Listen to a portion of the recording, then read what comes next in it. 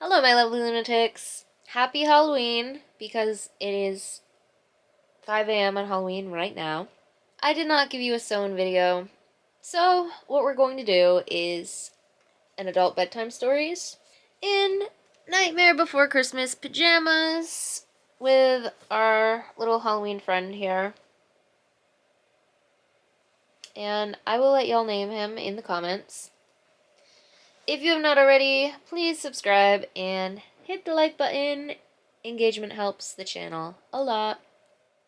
And today we are reading Fight Club by Chuck Palahniuk. Let me know how you guys pronounce that. I want to know if you pronounce it how I just said it or differently. If it's different, sound it out, please. And chapter 11 is the chapter we're on. So let's get into it. In South America, land of enchantment, we could be wading in a river where tiny fish will swim up Tyler's urethra. The fish have barbed spines that flare out and back, so once they're up Tyler, the fish set up housekeeping and get ready to lay their eggs. In so many ways, how we spent Saturday night could be worse. It could have been worse, Tyler says. What we did with Marla's mother? I say, shut up. Tyler says the French government could have taken us to an underground complex outside of Paris, where not even surgeons, but semi-skilled technicians would razor our eyelids off as part of toxicity testing and aerosol tanning spray. This stuff happens, Tyler says. Read the newspaper. What's worse is I knew what Tyler had been up to with Marla's mother, but for the first time since I've known him, Tyler had some real play money. Tyler was making real bucks. Nordstrom's called and left an order for 200 bars of Tyler's brown sugar facial soap before Christmas. At $20 a bar, suggested retail price, we had money to go out on Saturday night. Money to fix the leak in the gas line, go dancing. Without money to worry about, maybe I could quit my job. Tyler calls himself the Paper Street Soap Company. People are saying it's the best soap ever. What would have been worse, Tyler says, is if you had accidentally eaten Marla's mother. Through a mouthful of kung pao chicken, I say to just shut the hell up. Where we are this Saturday night is the front seat of a 1968 Impala sitting on two flats in the front row of a used car lot. Tyler and me, we're talking, drinking beer out of cans, and the front seat of this Impala is bigger than most people's sofas. The car lots up and down this part of the boulevard in the industry. They call these lots the pot lots, where the cars all cost around $200, and during the day the gypsy guys who will run these lots stand around in their plywood offices smoking long, thin cigars. The cars are the beater first cars kids drive in high school. Gremlins and Pacers, Mavericks and Hornets, Pintos, International, Harvester pickup trucks, lowered Camaros and Dusters and Impalas. Cars that people loved and then dumped. Animals at the pound. Bridesmaid dresses at the Goodwill. With dents in gray or red or black primer, quarter panels and rocker panels and lumps of body putty that nobody ever got around to sanding. Plastic wood and plastic leather and plastic chrome interiors. At night the gypsy guys don't even lock the car doors. The headlights on the boulevard go by behind the price painted on the Impala, big wraparound cinemascope windshield. See the USA? The price is $98. From the inside, this looks like 89 cents. 0.89. America's asking you to call. Most of the cars here are about $100, and all the cars have an as-is sales agreement hanging in the driver's window. We choose the Impala because if we have to sleep in a car on Saturday night, this car has the biggest seats. We're eating Chinese because we can't go home. It was either sleep here or stay up all night at an after-hours dance club. We don't go to dance clubs. Tyler says the music is so loud, especially the bass tracks, that it screws with his biorhythm. The last time we went out, Tyler said the loud music made him constipated. This and the club is too loud to talk, so after a couple of drinks, everyone feels like the center of attention, but completely cut off from participating with anyone else. You're the corpse in an English murder mystery. We're sleeping in a car tonight because Marla came to the house and threatened to call the police and have me arrested for cooking her mother. And then Marla slammed around the house, screaming that I was a ghoul and a cannibal, and she went kicking through the piles of Reader's Digest and National Geographic, and then I left her there, in a nutshell. After her accidental, on-purpose suicide with Xanax at the Regent Hotel, I can't imagine Marla calling the police, but Tyler thought it would be good to sleep out tonight, just in case. Just in case Marla burns the house down. Just in case Marla goes out and finds a gun. Just in case Marla is still in the house. Just in case. I try to get centered. Watching White Moon face, the stars never feel anger, blah blah blah, the end. Here with the cars going by on the boulevard and a beer in my hand in the Impala with its cold, hard, bakelite steering wheel, maybe 3 feet in diameter, and the cracked vinyl seat pinching my ass through my jeans, Tyler says, "One more time, tell me exactly what happened." For weeks I ignored what Tyler had been up to. One time I went with Tyler to the Western Union office and watched as he sent Marla's mother a telegram. Hideously wrinkled. Stop. Please help me. End. Tyler had showed the clerk Marla's library card and signed Marla's name to the telegram order and yelled, "Yes, Marla can be a guy's name sometimes." And the clerk could just mind his own business. When we were leaving the Western Union, Tyler said if I loved him, I'd trust him. This wasn't something I needed to know about, Tyler told me, and he took me to Garbanzo's for hummus. What really scared me wasn't the telegram as much as it was eating out with Tyler. Never, no never, had Tyler ever paid cash for anything. For clothes, Tyler goes to gyms and hotels and claims clothing at a lost and found. This is better than Marla, who goes to laundromats to steal jeans out of the dryers and sell them at $12 a pair to those places that buy used jeans. Tyler never ate in restaurants, and Marla wasn't wrinkled. For no apparent reason, Tyler sent Marla's mother a 15-pound box of chocolates. Another way this Saturday night could be worse, Tyler tells me in the Impala, is the brown recluse spider.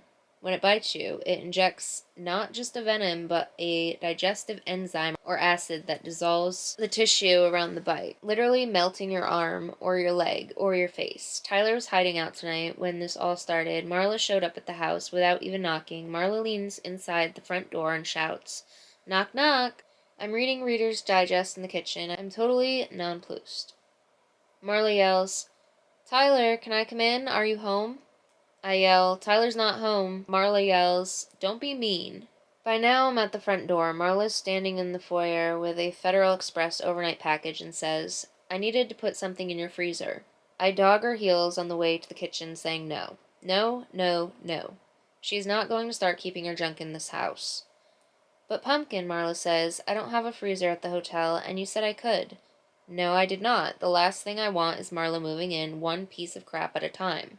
Marla has her Federal Express package ripped open on the kitchen table, and she lifts something white out of the styrofoam packing peanuts and shakes the white thing in my face. "This is not crap," she says. "This is my mother you're talking about, so just fuck off." What Marla lifts out of the package is one of those sandwich bags of white stuff that Tyler rendered for tallow to make soap.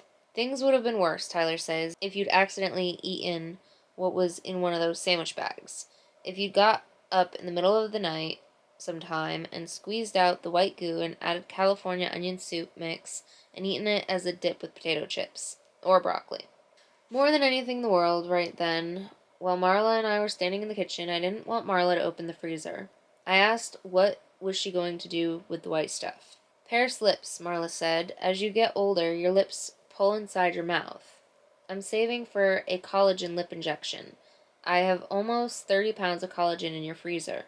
I asked how big of lips did she want. Marla said it was the operation itself that scared her.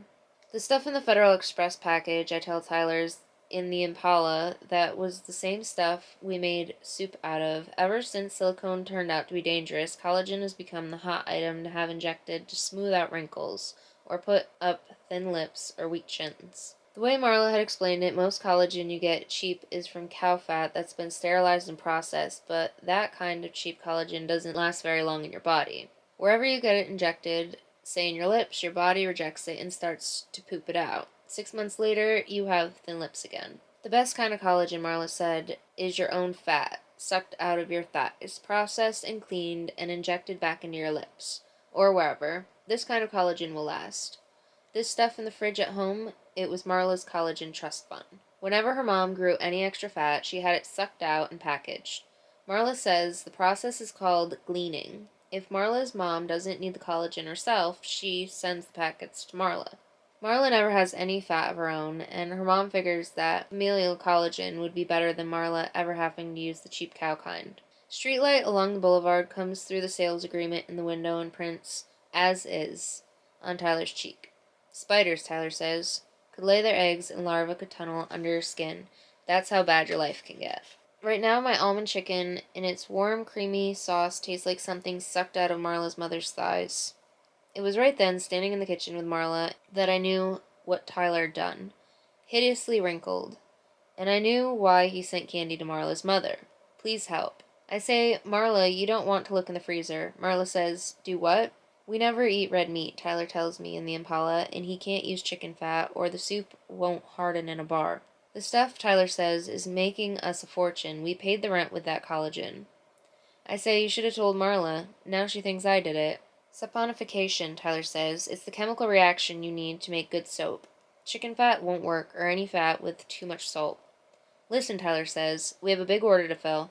What we'll do is send Marla's mom some chocolates and probably some fruitcakes. I don't think that will work anymore. Long story short, Marla looked in the freezer.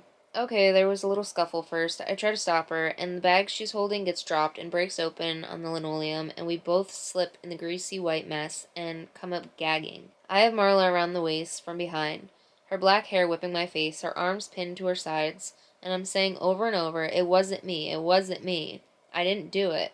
My mother! You're spilling her all over! We needed to make soap, I say with my face pressed up behind her ear. We needed to wash my pants, to pay the rent, to fix the leak in the gas line. It wasn't me. It was Tyler. Marla screams, what are you talking about? And twists out of her skirt. I'm scrambling to get up off the greased floor with an armful of Marla's India cotton print skirt. And Marla in her panties and wedgie heels and pleasant blouse throws open the freezer part of the fridge, and inside there's no collagen trust fund. There's 2 old flashlight batteries, but that's all. Where is she? I'm already crawling backwards, my hands slipping, my shoes slipping on the linoleum, and my ass wiping a clean path through the dirty floor away from Marla in the fridge. I hold up the skirt so I don't have to see Marla's face when I tell her. The truth? We made soap out of it. Her, Marla's mother. Soap? Soap. You boil fat, you mix it with lye, you get soap. When Marla screams, I throw the skirt in her face and run. I slip. I run. Around and around the floor. Marla runs after me, skidding on the corners, pushing off the window casings for momentum, slipping, leaving filthy handprints of grease and floor dirt among the wallpaper flowers, falling and sliding into the wainscoting, getting back up, running.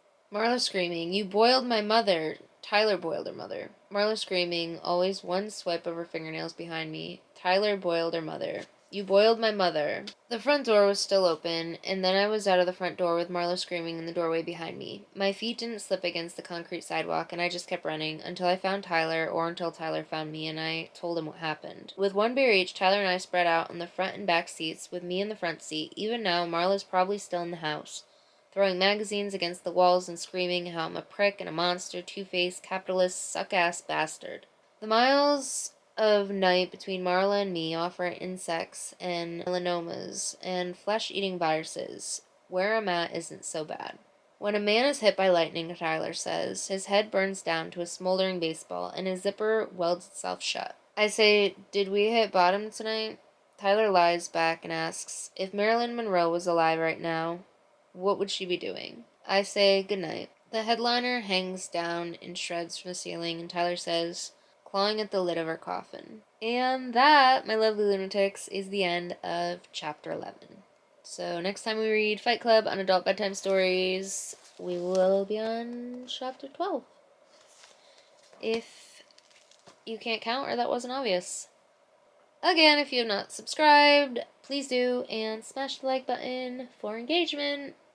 Ring the notification bell so you always know when I upload. Happy Halloween from me and my Nightmare Before Christmas PJs. Let me know in the comments if you picked a name for our little Halloweeny. Thank you so much for watching. Until next time, goodbye.